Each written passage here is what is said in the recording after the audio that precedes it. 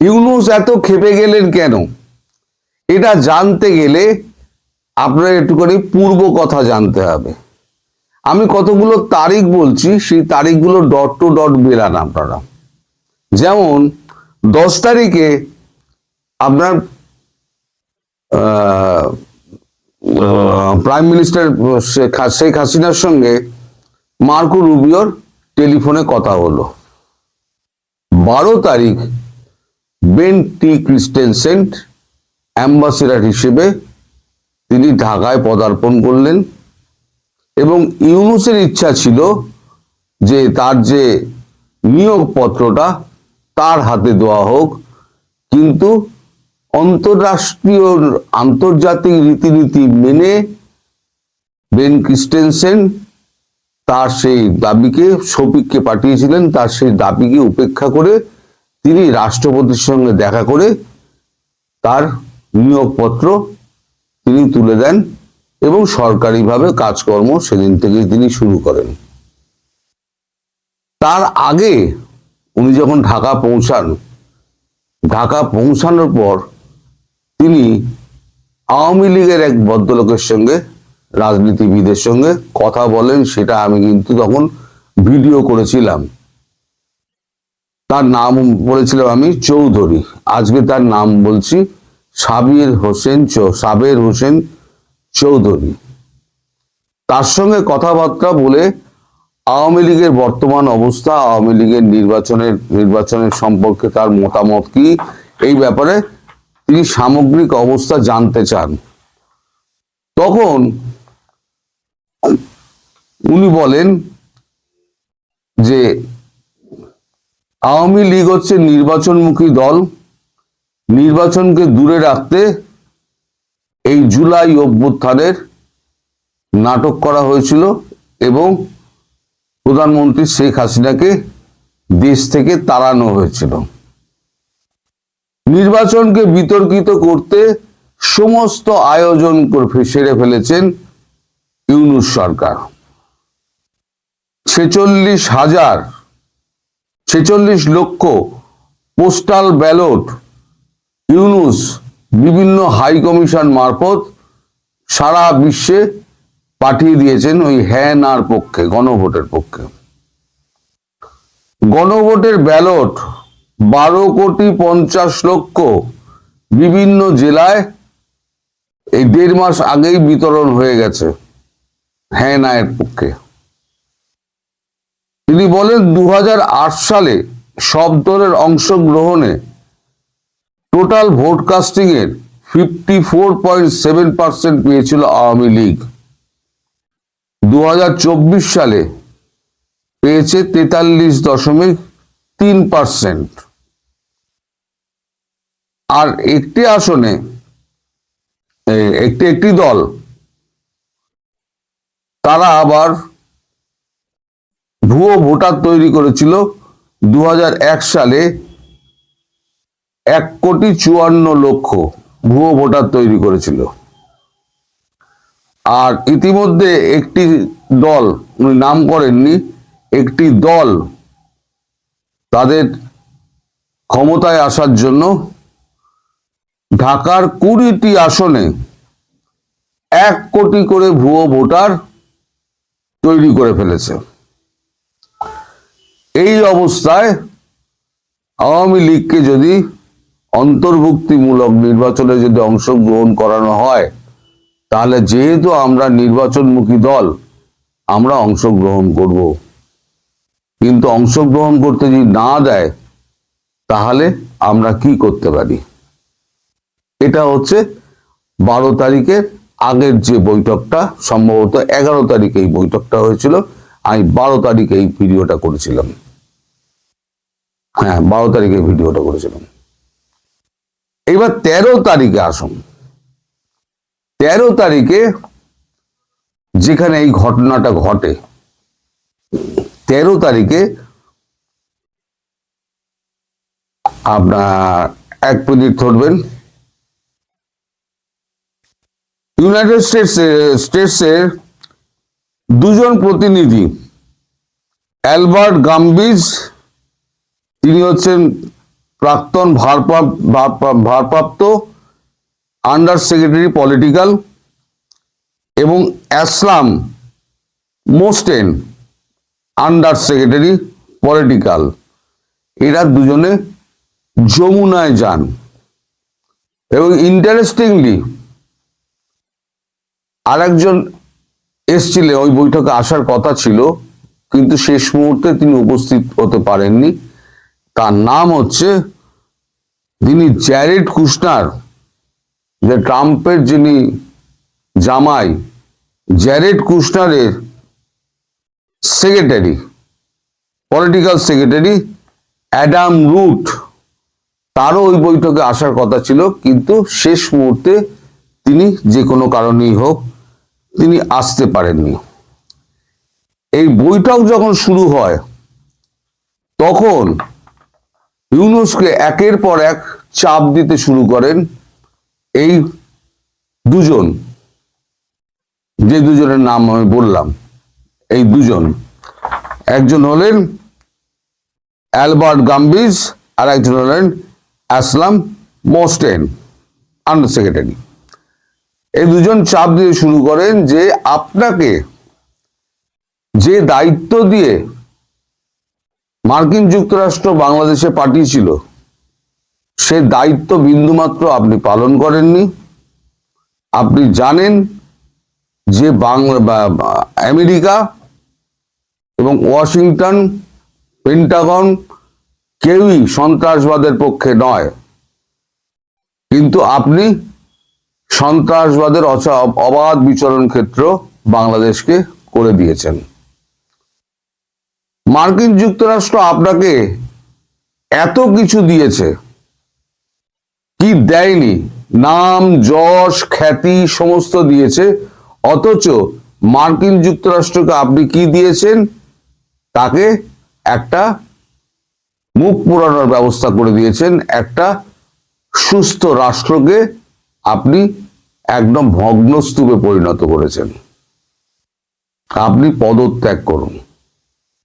এই যেই পদত্যাগের কথাটা ওঠে তখনই ইউনূস যান ক্ষেপে। তখন বললেন যে আমি পদত্যাগ করলে তাহলে নির্বাচন হবে কি করে? তখন বললে আপনি একটা নিরপেক্ষ সরকার গড়ুন, সরকার গড়ে তার হাতে ক্ষমতা দিয়ে 12 তারিখ হয়তো ফেব্রুয়ারি হবে না, তারপরে নির্বাচন করুন, নির্বাচন করে আপনি চলে যান। তখন উনি তিরিক্ষে মেজাজে উনি বলেন যে 12 তারিখেই ভোট হবে, একদিন আগে নয়, একদিন পরে নয়, ওই দিনকেই ভোট হবে।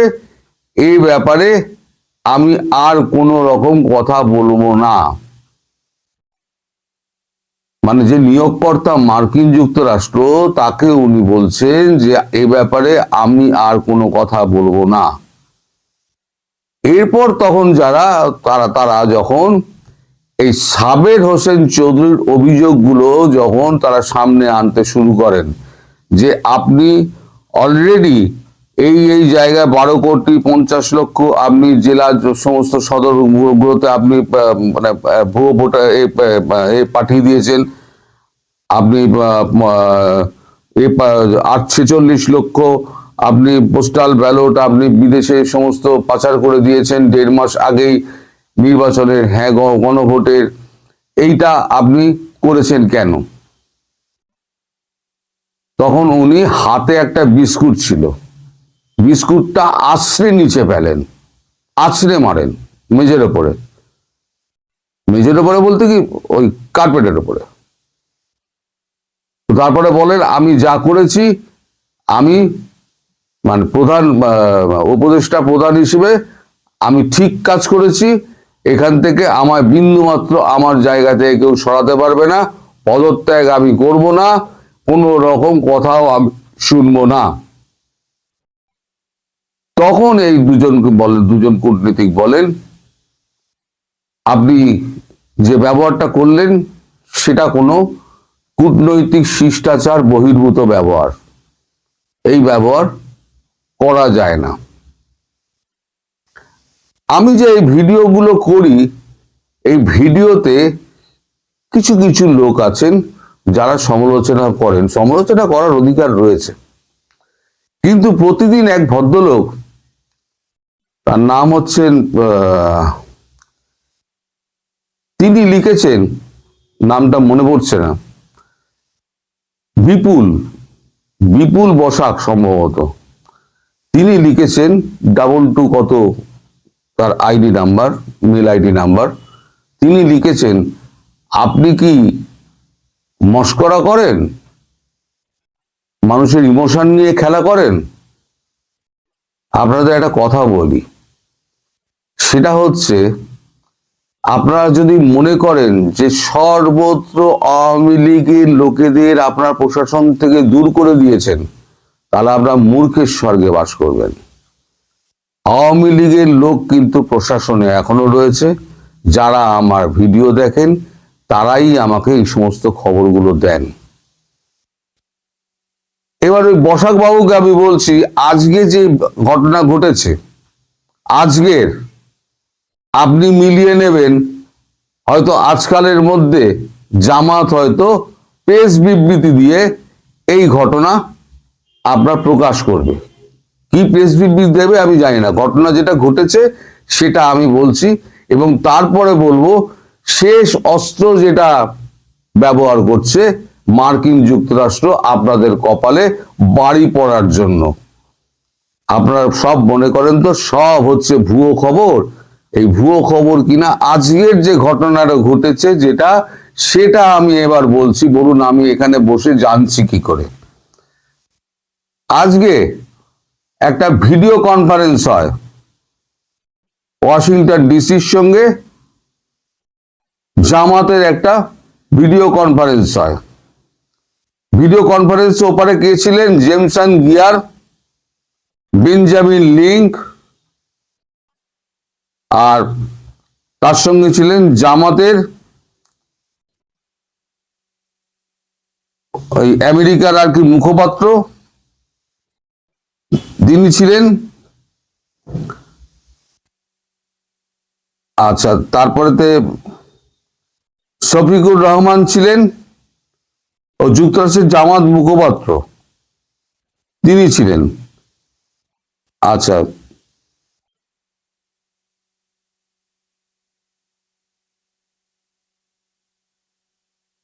দক্ষিণ ও মধ্য এশিয়ার সহযোগী জ্বালানি বেঞ্জামিন লিঙ্ক হচ্ছেন দক্ষিণ এবং মধ্য এশিয়ার সহযোগী বাণিজ্য প্রতিনিধি। এরা হচ্ছেন ট্রেড রিপ্রেজেন্টেটিভ। ট্রেড রিপ্রেজেন্টেটিভ হঠাৎ এখানে আসবেন কেন, কথা বলবেন কেন? এরপর তারা তারেক রহমানের সঙ্গেও ভিডিও কনফারেন্স করেন। জামাতের সঙ্গে যে ভিডিও কনফারেন্স করেছে সেটা 9:30 থেকে 7:40 থেকে 8:01 পর্যন্ত জামাতের সঙ্গে, তার আগে 9:30, তারপরে 9:30 হচ্ছে তারেক রহমানের সঙ্গে। এইবারে আমি বলি, এই যে ঘটনাটা আমি বললাম, জামাতকে আচ্ছা করে ওই সমস্ত পয়েন্টের উপরে জামাতকে ধরা হয়েছে, ধরে তার কাছে জবাবদিহি চাওয়া হয়েছে শফিকুর রহমান এবং অন্যান্য যারা জামাত নেতা ছিল তাদের। কি কথা হয়েছে সেটা আমি জানি না, বলে এই নিয়ে আমি কিছু বলতে পারবো না। এবার শেষ কথাটা বলি, আপনাদের উপরে যেটা আসতে চলেছে সেটা হচ্ছে স্যাংশন। ইউএস স্যাংশন আসতে চলেছে। আমি যেটা বলেছিলাম, এভাবে চললে ইউএস স্যাংশনের মুখোমুখি হবেন। সেই ইউএস স্যাংশন আপনাদের উপর আসতে চলেছে। কিসের কিসের ওপরে আমি বলে দিচ্ছি, ভিসার ওপরে, বাণিজ্য, অর্থ এবং সমস্ত রকম বাহিনীর ওপরে স্যাংশন আসছে। ভিসার ওপরে অলরেডি চলে এসছে, তাহলে বাকি রয়ে গেল বাণিজ্য, অর্থ এবং সমস্ত রকম বাহিনীর ওপরে স্যাংশন আসছে। এবার আপনারা বলুন, জামাত আপনারা যদি সরকারে আসেন তাহলে সরকার আপনারা চালাবেন কোত্থেকে? বাইরের থেকে কোনো অর্থ আপনারা পাবেন না, কোনো শক্তি আপনাদের পাশে থাকবে না, আপনাদের অর্থনৈতিক ব্লকেড করে দেবে ভারতবর্ষ। তাহলে এইবারেতে আপনারা আপনাদের দেশ চালাবেন কি করে আপনারা ভাবুন। এই যে শেষ কথাটা বললাম, বসাক বাবু আপনাকে উদ্দেশ্য করে বলছি, আপনি একবার মিলিয়ে নেবেন এবং আজকে অবশ্যই কমেন্ট করে জানাবেন যে আপনার এই ভিডিওটা কেমন লাগলো। দেখুন, আপনারা মানে কোথা থেকে খবর পান না পান এই সমস্ত প্রশ্ন আপনারা করেন। দেখুন, প্রত্যেকটা রিপোর্টার, সে আপনার দেশের হোক, যে কোনো দেশের হোক, আমি হই বা যে কেউ হোক, রিপোর্টার যদি হয়, সে যদি কাজের লোক হয়, সে হয় সিঁড়েল চোর। আপনার দেশের লোক ভালোবেসে প্রশাসনের লোক আমাকে ফোন করে করে খবর দেন। আমি কোনোদিনই তাদের নাম ধাম প্রকাশ করব না, কিন্তু খবরগুলো কিন্তু পরবর্তীকালে প্রত্যেক কটা সঠিক হয়। এবং আজকে যেটা আমি বললাম, আজ সকালে যেটা হয়েছে, সেটাও দেখবেন যে বেলার দিকে আপনারা তার মানে কতটা সত্য কতটা মিথ্যা সেটা প্রমাণ পাবেন।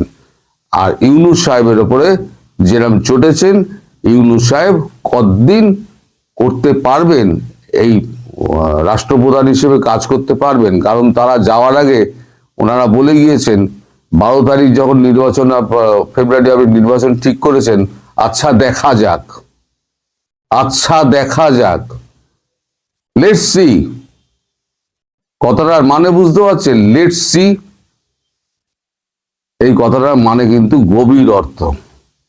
তো যাই হোক, আর এবং 5 তারিখ ওয়াশিংটনে ক্রিটিক্যাল মিনারেলস মিনিস্ট্রিয়ালের একটা বৈঠক ছিল। সেই বৈঠকে জয়শঙ্কর উপস্থিত হয়েছিলেন, আমাদের বিদেশমন্ত্রী। সেখানে বৈঠক হয়েছে। বৈঠক হওয়ার পরেতে একটা বিশেষ এগ্রিমেন্ট হয়েছে। দক্ষিণ পূর্ব এশিয়ায় বিভিন্ন অশান্ত যে সমস্ত দেশগুলো রয়েছে, সেই সমস্ত দেশগুলো নিয়ে ভারতের সঙ্গে ইউনাইটেড স্টেটসের একটা এগ্রিমেন্ট হয়েছে। সেই এগ্রিমেন্টটার নাম হচ্ছে common interest in South Asia, Central Asia, Quad, bay of Bengal, Indo Pacific agreement 2026। এই এগ্রিমেন্টটা আজকে সকালবেলা হয়েছে এবং সেখানে সবার সামনে এই এগ্রিমেন্টটা পড়া হয়েছে যৌথ বিবৃতির মাধ্যমে। তার আগে একটু বলে দেওয়া ভালো, গতকালকে 4 তারিখ ছিল।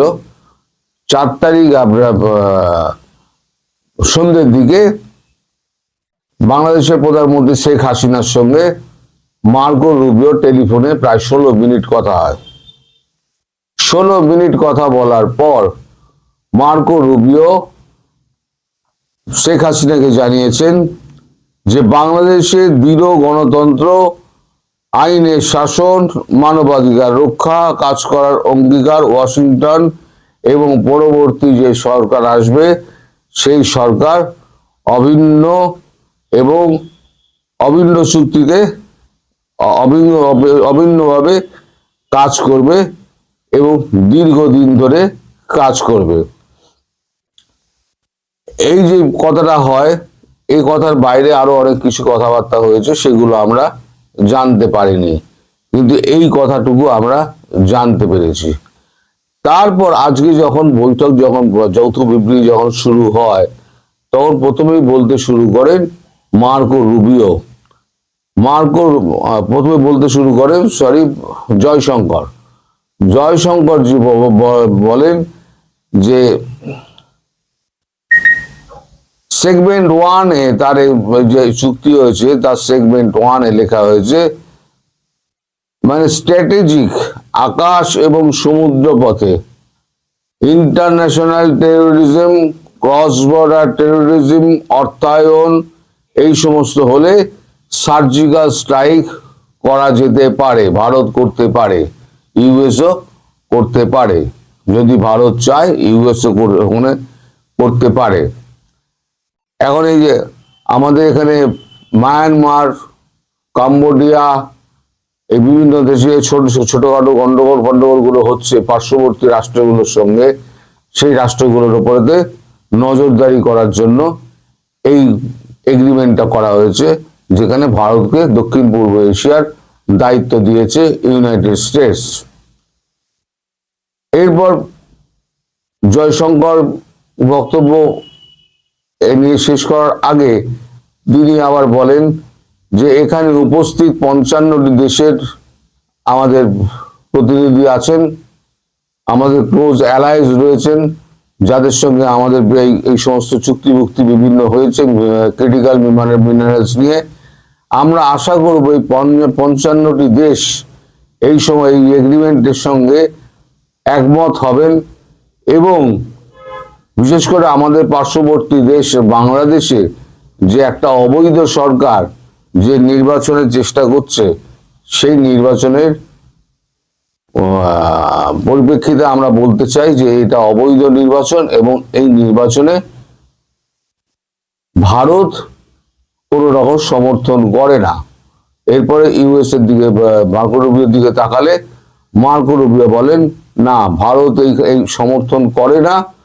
ভারত যেটা করে সেটা হচ্ছে গণতান্ত্রিক প্রক্রিয়া মেনে কাজ করে। ভারতবর্ষ বৃহৎ গণতান্ত্রিক দেশ, আমরা সেটা মানি। আর এই অবৈধ সরকার যেভাবে একটা নির্বাচন এবং অন্যান্য কাজকর্ম করছে, খুন জখম, তারপরে রাহাজানি, তারপরে মামলা দেওয়া, অবৈধভাবে মামলা দেওয়া এবং দেশকে অস্থির করা, সেটা অবসান করতে হবে রীতিমতো।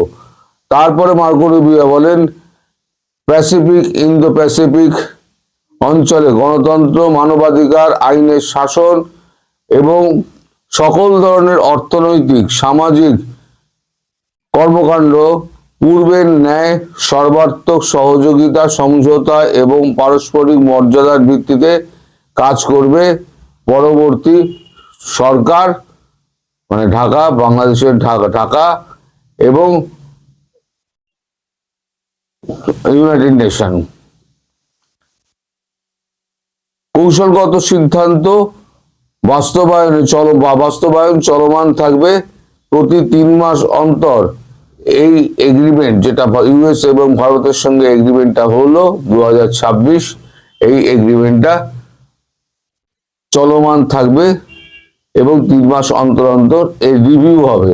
এগ্রিমেন্টটা কি আবার বলে দিচ্ছি, common interest in South Asia, Central Asia, Quad, bay of Bengal, Indo Pacific agreement 2026।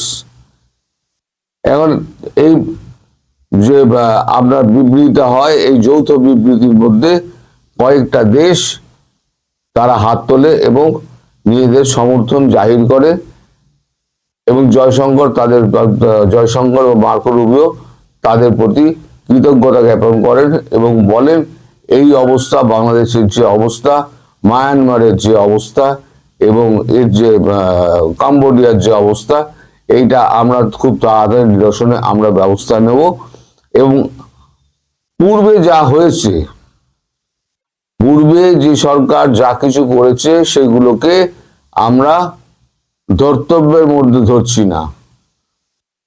নতুন সকালে নতুন প্রতিজ্ঞার মাধ্যমে আমরা একটা নতুন পদক্ষেপ নিতে চলেছি।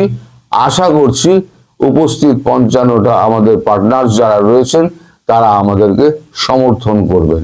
এছাড়া আমাদের যে সমস্ত ডিলগুলো হয়েছে ক্রিটিক্যাল মিনারেল নিয়ে, সেগুলো নিয়ে তো আমাদের চুক্তি আজকে হয়ে যাবে।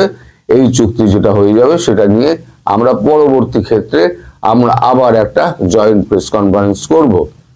তাহলে এখন বাংলাদেশের ব্যাপারটা কি দাঁড়ালো যে ডক্টর জয়শঙ্কর এবং মার্কো রুবিও 55টা দেশের সামনে ইউনুসের জামা কাপড় সমস্ত খুলে দিলেন এবং মার্কো রুবিও বিশেষ করে বাংলাদেশে যে অত্যাচার, হিন্দু নিধন এবং মামলাবাজ একটা সরকার চলছে এবং তারা অবৈধভাবে সমস্ত কাজকর্ম করছে এবং সংবিধানকে তারা নষ্টের চেষ্টা করছে, সেটাকে তারা কোনোভাবেই যুক্তরাষ্ট্র এবং ভারতবর্ষ কোনোভাবেই মেনে নেবে না।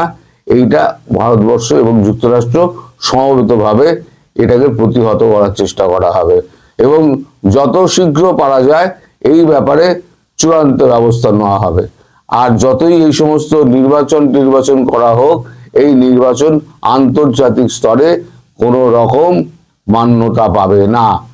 ফলে এই যে ইউনূস সাহেব, আপনি যে সমস্ত নির্বাচনের কথা ভেবে আপনি এই সমস্ত কর্মকাণ্ড করছেন, আর যারা এই নির্বাচনের ঠেলায় যারা সমস্ত মাতামাতি করছে প্রধানমন্ত্রী হওয়ার জন্য, তারা কিন্তু কেউ হালে পানি পাবেন না।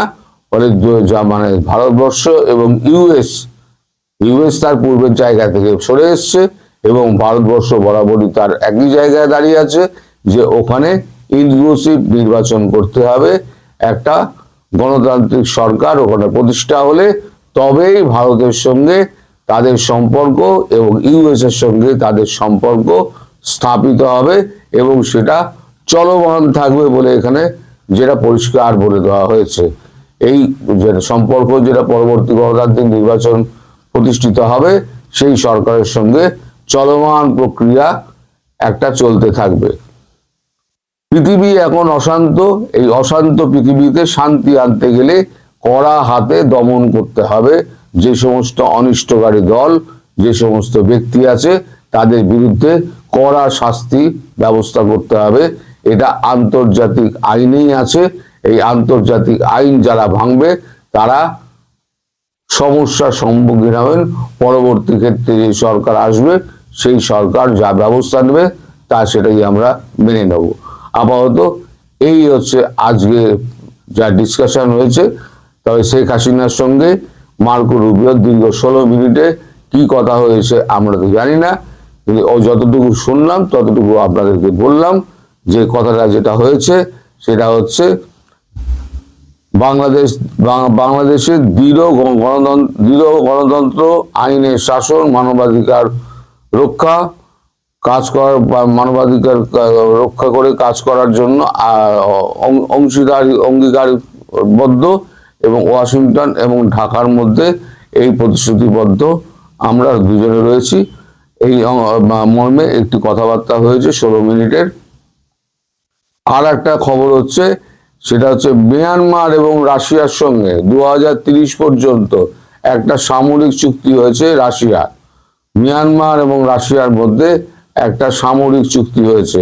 ফলে যারা এই খবরটা দিয়েছে, এই চুক্তিটা হচ্ছে গতকালকে তাস এবং RTV, তাস সংবাদ, রাশিয়ান সংবাদ সংস্থা তাস এবং তাদের রাষ্ট্রীয় টেলিভিশন RTV এই খবরটা দিয়েছে। ফলে যারা এতদিন মনে করছেন আমেরিকাকে বাদ দিয়ে, ভারতকে বাদ দিয়ে তারা মায়ানমারের সঙ্গে কিছু কাজকর্ম করবেন, তাদের মুখে চুনকালি পড়ল। আর আপাতত দিকে দৃষ্টিতে মনে হচ্ছে একটা বড় কিছু ঘটতে যাচ্ছে। খুব শিগগিরই 12 তারিখের আশেপাশেই ঘটবে। সেটা এবার আপনারা অপেক্ষা করতে থাকুন। যেটা আমি বারবার বলে আসছিলাম আপনাদের, এবার সেই সময় এসে গেছে। ভারতের সঙ্গে ইউনাইটেড স্টেটসের একটা লিখিত চুক্তি, যেটা আমি বারবার বলছিলাম, লিখিত চুক্তি সম্পাদন করতে হবে। লিখিত চুক্তি হয়ে গেছে, তার শিরোনাম আমি বলে দিলাম। এই চুক্তিটা আগামী 2036 অব্দি চলবে, যেটা আমি আগেই বলেছিলাম 10 বছরের চুক্তি হবে। তো এই হলো আজকের খবর।